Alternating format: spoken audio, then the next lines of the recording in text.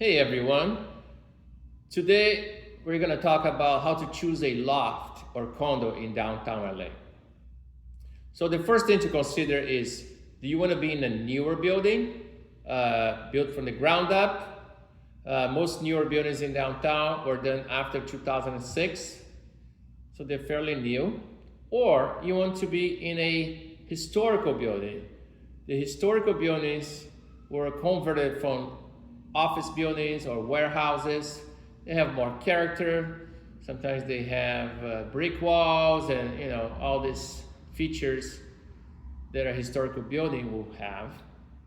The historical buildings were also done after 2006. So even though they're historical, there's no like old rundown buildings. Like the kitchens are newer, the bathrooms are newer, everything was updated. So there's no like really old buildings.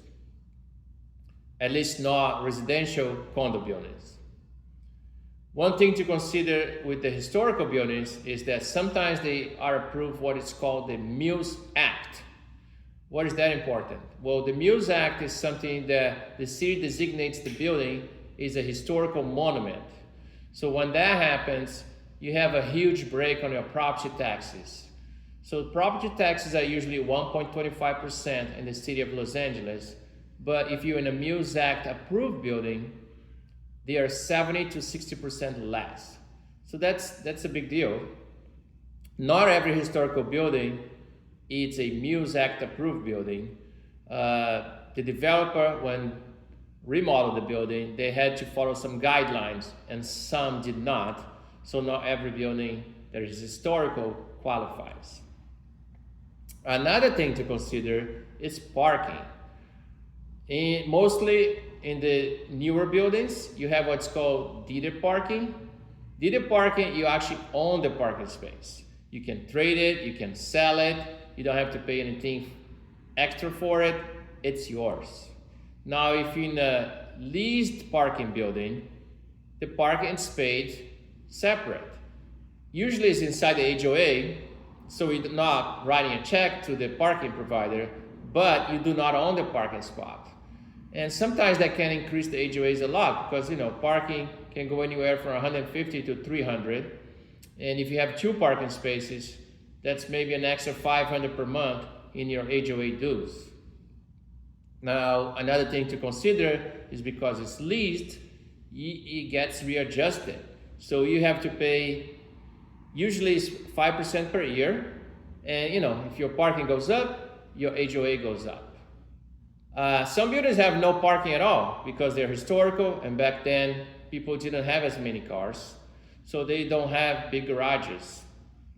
In that case, parking it's not included in the HOA, and you have to secure parking in a parking lot nearby. Sometimes they already have special arrangements with parking lots, or sometimes you gotta find your own. And again, it can range anywhere from $150 to $300 per month. Or some people don't have a car and don't want to drive, which is some of the reasons people move to downtown LA, so they can just walk. So then you don't need to worry about that. And then the last to consider is your price range. So if you want to be in a certain building, you might have to go up in price range. And if your price range is too low, you might be priced out of some buildings. Another thing to consider is amenities. Some buildings will have a doorman, a pool, or a gym, and some buildings have nothing. And sometimes the HOAs are expensive when you have nothing because, again, of the parking. So that's also something to consider. But HOAs in downtown, anywhere from $600 to $1,500 per month. They usually vary by size. So the larger the place, the higher the HOA in most buildings. So I hope that's helpful. That's how you start. If you want to learn about the buildings, you can go to our website, loftway.com. That's loftway.com. If you click on Find a Loft, you can find all the buildings there, and you can read a little bit about them, and you can see all the listings in each building. If you have any questions or you want to go see places, just send me a DM and I'll be happy to guide you.